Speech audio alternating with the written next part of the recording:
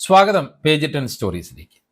ഒരു വർഷം മുമ്പ് സൊഹ്റാൻ മംദാനി പ്രചാരണത്തിന് ഇറങ്ങുമ്പോൾ എന്തായിരുന്നു അവസ്ഥ? How's it going, guys? You have 60 seconds to talk just about the election. How you guys doing? Do you guys want to talk about the election for a minute? തെരുവിലെ ആരും അയാളുടെ വാക്കുകളെ ചെവിക്കൊണ്ടില്ല. എല്ലാവരും അയാളിൽ നിന്ന് ഓടി മാറി. Why is it that you don't feel as confident today? എന്നാൽ 8 മാസം കഴിഞ്ഞപ്പോൾ കാര്യങ്ങൾ മാറിമറിഞ്ഞു.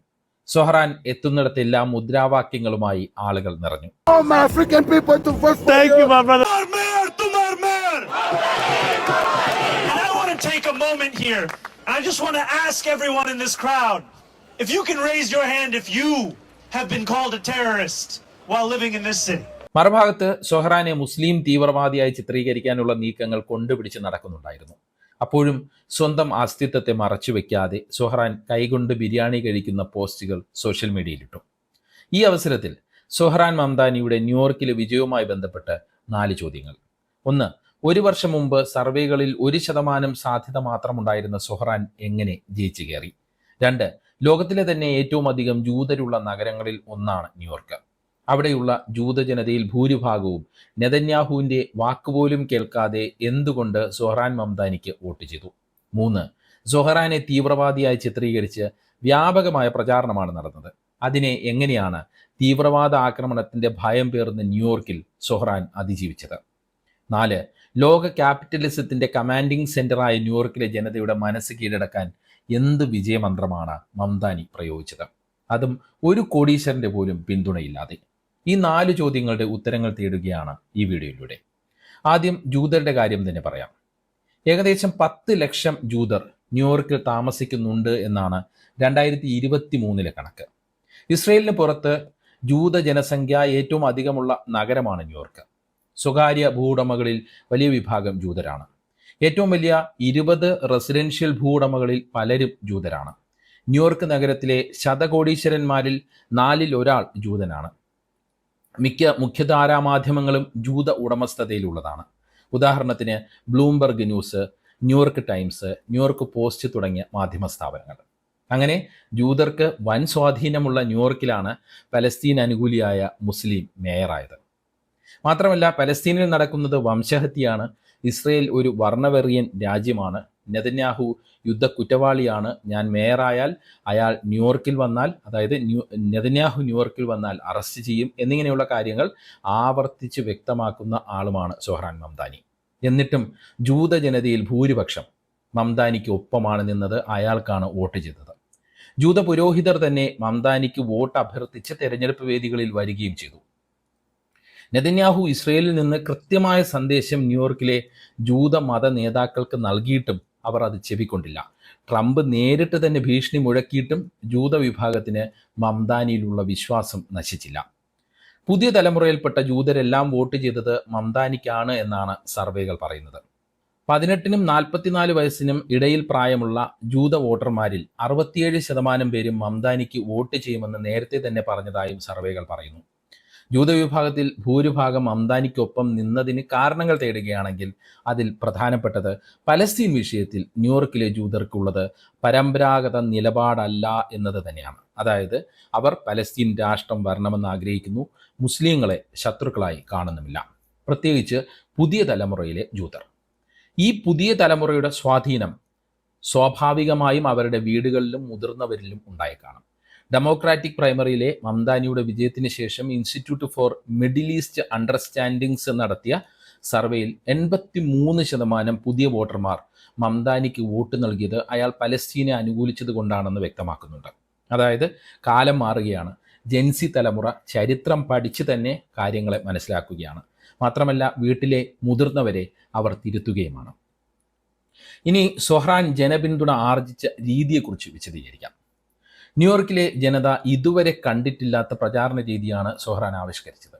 നേരത്തെ വീഡിയോയിൽ കണ്ടതുപോലെ തെരുവുകളിൽ മൈക്കും ക്യാമറയുമായി എത്തി ജനങ്ങളോട് സംസാരിക്കുക, അവരുടെ പ്രശ്നങ്ങൾ കേട്ടറിയുക. അത് ആദ്യഘട്ടമായിട്ടുള്ള പ്രചാരണ രീതിയാണ്. പിന്നീട് 80,000-ലധികം വരുന്ന സന്നദ്ധ പ്രവർത്തകരെ അദ്ദേഹം രംഗത്തിറക്കി. അവർ വീടുകൾ കയറി ഇറങ്ങി സൊഹ്റാൻ മുന്നോട്ട് വയ്ക്കുന്ന അടിസ്ഥാനപരമായ ആശയങ്ങൾ പ്രചരിപ്പിച്ചു. ജീവിത ചെലവ് കുറയ്ക്കുന്നതിന് സൊഹ്റാൻ എന്തൊക്കെ ചെയ്യാൻ പോകുന്നു എന്നത് വിശദീകരിച്ചു. മാത്രമല്ല, തെരുവുകളിൽ ചെറിയ ചെറിയ യോഗങ്ങൾ കൂടി ബ്രോഷറുകൾ വിതരണം ചെയ്ത് കാര്യങ്ങൾ ആളുകളോട് പറഞ്ഞു. മിക്ക സ്ഥലങ്ങളിലും സൊഹ്റാൻ നേരിട്ട് തന്നെ എത്തി കാര്യങ്ങൾ വിശദീകരിച്ചു. സൊഹ്റാൻ ശക്തമായ പ്രചാരണം നടത്തിയ മറ്റൊരു മേഖല സോഷ്യൽ മീഡിയയിലായിരുന്നു.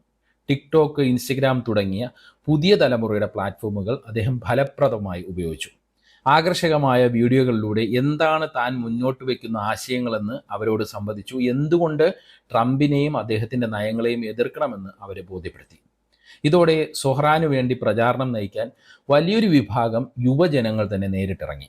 അവരുടെ ആശയങ്ങളും സൊഹ്റാൻ പ്രചാരണത്തിൽ ഉൾപ്പെടുത്തി. സൊഹ്റാനിൽ വോട്ടർമാർ കണ്ട ഏറ്റവും വലിയ സവിശേഷത അദ്ദേഹത്തിൻ്റെ കേട്ടിരിക്കാനുള്ള കഴിവായിരുന്നു. വോട്ടർമാരുമായി സംസാരിക്കാനും അവരുടെ പ്രശ്നങ്ങൾ ക്ഷമയോടെ കേൾക്കാനും സൊഹ്റാൻ സമയം കണ്ടെത്തി. അഭിമുഖങ്ങളിൽ പോലും പെട്ടെന്ന് മറുപടി നൽകാതെ ആലോചിച്ച് സംസാരിക്കുന്ന ശൈലി വോട്ടർമാരിൽ ഉണ്ടാക്കിയത് വലിയ മതിപ്പാണ്.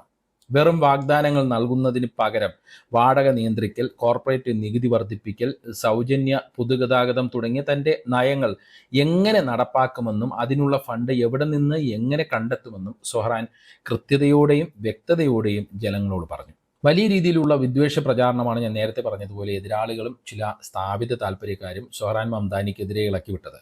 സൊഹ്റാന്റെ പൗരത്വം റദ്ദാക്കണമെന്നും നാട് കടത്തണമെന്നും ചിലർ വാദിച്ചു. സൊഹ്റാനും സംഘവും വേൾഡ് ട്രേഡ് സെന്റർ ആക്രമണത്തിന്റെ ആളുകളാണ് എന്നുവരെ പറഞ്ഞു. സൊഹ്റാനെ തീവ്രവാദിയായി ചിത്രീകരിച്ചു.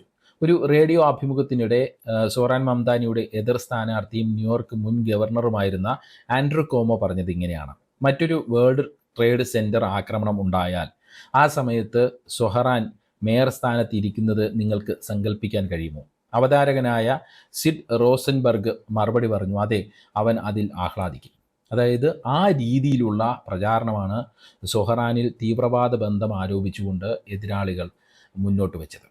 ഹേറ്റ് സ്പീച്ച് ട്രാക്കിംഗ് ഏജൻസികളുടെ റിപ്പോർട്ട് പ്രകാരം സെപ്റ്റംബറിനും ഒക്ടോബറിനും ഇടയിൽ സൊഹ്റാനെതിരെയുള്ള ഇസ്ലാമോഫോബിയോ വിദ്വേഷ പോസ്റ്റുകളിൽ ഉണ്ടായത് 450% വർധനമാണ്. ഇതിനെല്ലാം വളരെ കൂളായാണ് സൊഹ്റാൻ നേരിട്ടത്. ചിരിച്ചുകൊണ്ട്, എന്നാൽ കൃത്യതയോടെ എല്ലാത്തിനും മറുപടി നൽകി. വെറുപ്പും മറ്റ് വിദ്വേഷവും തൻ്റെ ആശയമല്ല എന്നും എല്ലാവരെയും ചേർത്ത് പിടിക്കുകയാണ് തൻ്റെ ലക്ഷ്യമെന്നും പ്രവൃത്തിയിലൂടെ സൊഹ്റാൻ കാണിച്ചു കൊടുത്തു. ഞാൻ എല്ലാ ന്യൂയോർക്കുകാരുടെയും മേയർ ആയിരിക്കുമെന്ന് അദ്ദേഹം എല്ലാ വേദികളിലും ആവർത്തിച്ചു പറഞ്ഞു. എല്ലാ സമുദായങ്ങളുമായും നല്ല ബന്ധം പുലർത്താനും സൊഹ്റാൻ ശ്രദ്ധിച്ചു. ജൂത പള്ളിയിലും ക്രിസ്ത്യൻ പള്ളിയിലും ദീപാവലി ആഘോഷ ചടങ്ങിലുമെല്ലാം സജീവ സാന്നിധ്യമായി സൊഹ്റാൻ. അവിടെയെല്ലാം തൻ്റെ നിലപാടുകൾ അദ്ദേഹം തുറന്നു പറഞ്ഞു. സ്പാനിഷ്, ബംഗ്ല, ഹിന്ദി, അറബി ഭാഷകൾ ഉപയോഗിച്ച് വോട്ടർമാരുമായി സംവദിക്കുകയും ന്യൂയോർക്കിലെ ദക്ഷിണേഷ്യൻ മുസ്ലിം സമുദായങ്ങളിൽ നിന്നുള്ള പിന്തുണ ഉറപ്പാക്കുകയും ചെയ്തു. ഇതോടെ ന്യൂയോർക്കിലെ കുടിയേറ്റക്കാരായ അടിസ്ഥാന ജനവിഭാഗത്തിനൊപ്പം വിവിധ സമുദായങ്ങളുമായി ചേർന്ന് നിൽക്കുന്നവരും സൊഹ്റാനൊപ്പം നിന്നു. അതിന് കാരണം അദ്ദേഹം മുന്നോട്ട് വെച്ച പുരോഗമനപരമായ ആശയങ്ങളും ജനങ്ങളുടെ അടിസ്ഥാനപരമായ ആവശ്യങ്ങളുമായിരുന്നു. മുതലാളിത്തത്തിൻ്റെ തലസ്ഥാന നഗരി എന്നാണ് ലോകത്തിലെ ഏറ്റവും വലിയ നഗരമായ ന്യൂയോർക്കിൻ്റെ വിളിപ്പേര്. ആകെ താമസക്കാരിൽ 10 ലക്ഷത്തോളം പേർ കോടീശ്വരന്മാരാണ്. അവിടെ ഇതുവരെ മേയർ ആയിരുന്നവരൊക്കെ മുതലാളിത്തത്തിൻ്റെ പരിലാളനകൾ ഏറ്റുവാങ്ങിയവരായിരുന്നു. അത് റിപ്പബ്ലിക്കൻ ആയാലും ഡെമോക്രാറ്റിക് സ്ഥാനാർത്ഥിയായാലും. അങ്ങനെയുള്ള നഗരത്തിൽ ഒരു ഡെമോക്രാറ്റിക് സോഷ്യലിസ്റ്റ് എന്ന് ഉറക്കെ വിളിച്ചു പറഞ്ഞ് അടിസ്ഥാനപരമായ ജനങ്ങളുടെ ആവശ്യങ്ങൾ മാത്രം മുന്നോട്ട് വെച്ച് മേയർ സ്ഥാനാർത്ഥി വിജയിച്ചു എന്നതാണ് ശ്രദ്ധേയം. സൊഹ്റാന് ഒരൊറ്റ കോടീശ്വരൻ്റെ പോലും പിന്തുണയില്ലായിരുന്നു. ഞാൻ നേരത്തെ പറഞ്ഞതുപോലെ എല്ലാവരും പിന്തുണച്ചത്, എല്ലാ കോടീശ്വരന്മാരും പിന്തുണച്ചത് ആൻഡ്രൂ കോമോയായിരുന്നു. റിപ്പബ്ലിക്കൻ സ്ഥാനാർത്ഥിയെ വിട്ട് ട്രംപ് പിന്തുണച്ചത് ക്യോമോയാണ്. കോടീശ്വരന്മാർ നിയന്ത്രിക്കുന്ന പത്രങ്ങളെല്ലാം സൊഹ്റാനെതിരെ ലേഖനങ്ങൾ നിരത്തി. സൊഹ്റാൻ എന്ന സോഷ്യലിസ്റ്റിനെ സിറ്റി ഹാളിൽ, അതായത് മേയർ ഇരിക്കുന്ന സ്ഥലത്ത് നിന്ന് അകറ്റി നിർത്താൻ, അതായത് മേയറിൻ്റെ ഓഫീസിൽ നിന്ന് അകറ്റി നിർത്താൻ എൻ്റെ കയ്യിലുള്ള ഓരോ ചില്ലിക്കാശും ചിലവാക്കുമെന്ന് പറഞ്ഞത് ബ്ലൂംബർഗ് ന്യൂസിൻ്റെ ഉടമയും ശതകോടീശ്വരനുമായ മൈക്കിൾ ബ്ലൂംബർഗ് ആണ്. സൊഹ്റാൻ പ്രൈമറി ജയിച്ചപ്പോൾ തന്നെ മുഖപ്രസംഗം എഴുതിയ പത്രമാണ് ന്യൂയോർക്ക് ടൈംസ്. തെരഞ്ഞെടുപ്പിന് തൊട്ടു മുമ്പ് സൊഹ്റാനെ തോൽപ്പിക്കാൻ 20 കാരണങ്ങളെന്ന് പറഞ്ഞ് ലേഖനം എഴുതിയത് റൂപ്പർട്ട് മർഡോക്കിൻ്റെ ന്യൂയോർക്ക് പോസ്റ്റാണ്. എന്നിട്ടും സൊഹ്റാൻ മംദാനി ജനങ്ങളുടെ മനസ്സ് കീഴടക്കി വിജയിച്ച് സിറ്റി ഹാളിലേക്ക് കയറുന്നു. ഇതിലൂടെ ന്യൂയോർക്കുകാർ മുതലാളിത്ത വ്യവസ്ഥയോടുള്ള അമർഷമാണ് വ്യക്തമാക്കിയിരിക്കുന്നത്. തൊഴിലാളികളെ ചൂഷണം ചെയ്യുന്ന, തോന്നും പോലെ വാടക കൂട്ടുന്ന, കൂലി കൂട്ടിത്തരാത്ത കോടീശ്വരന്മാരല്ല തങ്ങളെ ഭരിക്കേണ്ടത് എന്ന് ന്യൂയോർക്കുകാർ ജാതി, മത, വർഗ വിദ്വേഷമില്ലാതെ തീരുമാനിച്ചിരിക്കുന്നു. മറ്റൊരു രീതിയിൽ പറഞ്ഞാൽ, ഞങ്ങൾ സോഷ്യലിസ്റ്റ് ബദൽ പരീക്ഷിക്കാൻ തയ്യാറെടുക്കുന്നു എന്നുള്ള കൃത്യമായ സന്ദേശമാണ് ന്യൂയോർക്ക് ജനത നൽകിയിരിക്കുന്നത്, ലോകത്തിന് നൽകിയിരിക്കുന്നത്. ന്യൂയോർക്ക് അന്തേവാസികളിൽ ഏതാണ്ട് 40% പേർ കുടിയേറ്റക്കാരാണ്, അതായത് 30 ലക്ഷത്തിലധികം പേർ. ഡിപ്പാർട്ട്മെൻറ്റ് ഓഫ് ഹോംലാൻഡ് സെക്യൂരിറ്റിയുടെ കണക്കുകൾ അനുസരിച്ച് ട്രംപ് അധികാരമേറ്റതിന് ശേഷം 20 ലക്ഷം കുടിയേറ്റക്കാർക്കാണ് അമേരിക്ക വിടേണ്ടി വന്നത്. പലരും നാടുകടത്തൽ ഭീഷണിയിലുമാണ്. അങ്ങനെയുള്ളപ്പോൾ കുടിയേറ്റക്കാരനായ സൊഹ്റാനെതിരെ എതിരാളികൾ പടച്ചുവിട്ട ആരോപണങ്ങൾ തങ്ങൾക്കെതിരെ ഉള്ളതാണെന്ന് ഓരോ കുടിയേറ്റക്കാരനും മനസ്സിലാക്കി. അതുകൊണ്ട് തന്നെ 2018 മാത്രം പൗരത്വം ലഭിച്ച ഒരു കുടിയേറ്റക്കാരനെ അവർ വിജയിപ്പിച്ച് മേയറാക്കി എന്ന് തന്നെ നമുക്ക് വിലയിരുത്താം. അതായത് എതിരാളികൾ സൊഹ്റാനെതിരെ പ്രയോഗിച്ച വജ്രായുധം ബൂമാറാങ്ങായി തിരിച്ചടിച്ച സാഹചര്യം.